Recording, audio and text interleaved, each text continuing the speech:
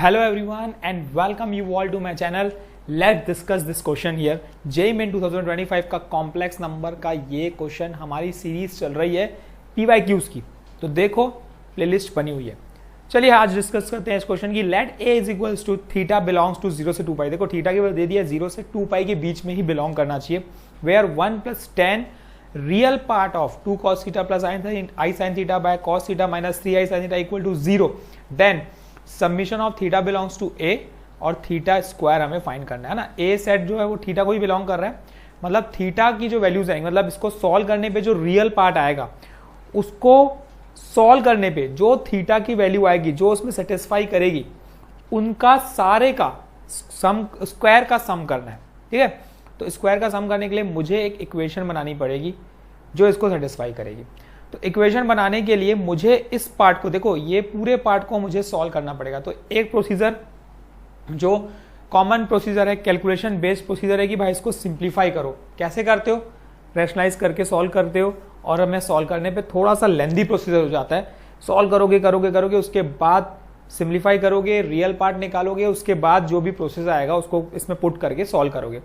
अब मैं बताता हूं यहाँ पे शॉर्टेस्ट ट्रिक। ठीक है, ये ना करके एक चीज जो अभी पॉइंट टू बी नोटेड, आपको मैंने कॉपी में बताया कि भाई कॉपी में एक पेज बनाओ जहां पे कॉन्सेप्ट्स लिखो, तो सारे कॉन्सेप्ट लिखना, ये कॉन्सेप्ट लिखना। देखो जब भी अगर z जो है इस फॉर्म में दिखता है a plus I B divided by c plus I D, तो इसका जो रियल पार्ट होता है, real part of this complex number वो हो जाता है ac। देखो a into multiply by c plus b multiplied by d divided by c square plus d square. और यही देखो, अब आप देखो रियल पार्ट इसका ये फॉर्मेट में दिख रहा है। अब इसका रियल पार्ट आप इस फॉर्मूले से आराम से आसानी से निकाल सकते हो। ये है शॉर्टेस्ट ट्रिक भाई।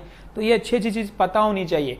तो हम यही सिखाने वाला हूं आपको, हर वीडियो में एक नया कॉन्सेप्ट कैसे शॉर्ट ट्रिक से बनाया जाए। तो अब कॉपी में आपकी प्रिपरेशन हो जाएगी। अगर ये दिखा तो ऐसे बनाना है, तो आपका टाइम बचा। तो अब टाइम बचने के लिए देखो, अब मुझे ये दिख रहा है फॉर्मेट, है ना।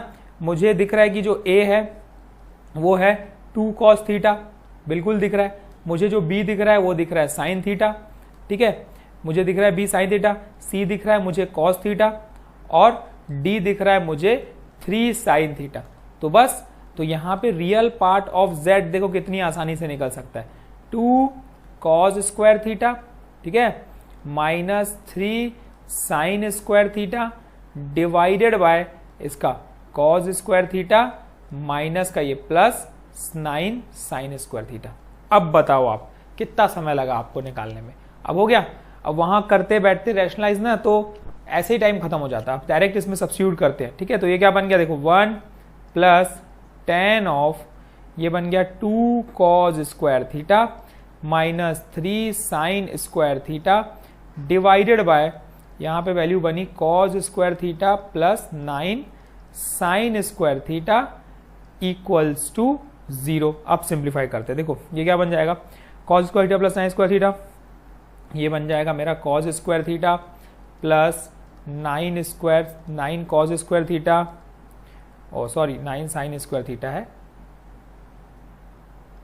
9 sine square theta plus 20 minus 30, तो 20 cos square theta minus 30 sine square theta, 30 sine square theta, वो डिनोमिनेटर ऊपर जाके 0 हो गया। क्या वैल्यू बनी? देखो cos, और ये बन गई 21 cos स्क्वायर थीटा, यहाँ पे बनी minus 21 sine square theta equals to 0। तो यहाँ पे वैल्यू मिली 21 cos square theta equals to 21 sine square theta. यहाँ से 21 कैंसल, यहाँ पे वैल्यू मिली cos square theta equal to sine square theta. देखो मैं अभी यहाँ पे एक और कॉन्सेप्ट बताने वाला हूँ जो मजेदार कॉन्सेप्ट है।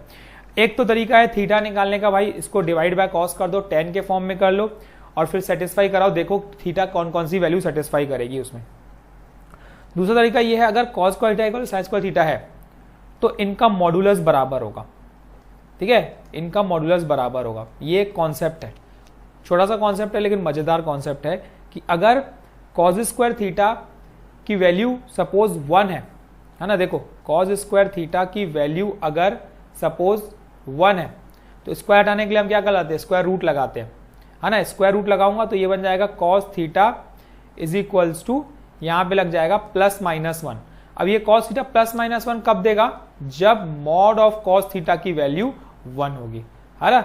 इसी कॉन्सेप्ट पे चलेगा ये, mod of cos theta equal to 1, तो यहीं पे वही कॉन्सेप्ट चलेगा। Cos square theta equal to sine square theta है, तो कॉस स्क्वायर थीटा को मैं मॉड कॉस थीटा और cos square sine square theta को मॉड साइन थीटा में लिख सकता हूं। तो अब कॉस थीटा और साइन थीटा वैल्यू बराबर होगी कौन सी? थीटा की कौन सी वैल्यू पे? In between theta belongs to 0 से 2 पाई, ऐसी कौन सी वैल्यू पे ये दोनों बराबर होती है? मुझे पता है 45 डिग्री पे दोनों बराबर होती है। तो थीटा जो होगा वो multiple of pi by 4, multiple of pi by 4 में बराबर देने वाला है। Multiple of pi by 4, multiple of pi by 4 देख लेते हैं। देखो एक पाई बाय 4 हो जाएगा, ठीक है। फिर ये हो जाएगा मेरा 3 पाई बाय 4 हो जाएगा, फिर मेरा हो जाएगा 5 पाई बाय 4 हो जाएगा, ये सब देखो इनके बीच में आ रहे हैं। फिर हो जाएगा 7 पाई बाय 4 हो जाएगा, और 7 बाय 4 देखो, इसके बाद 9 बाय 4 मतलब 2 पाई से वैल्यू बड़ी हो गई।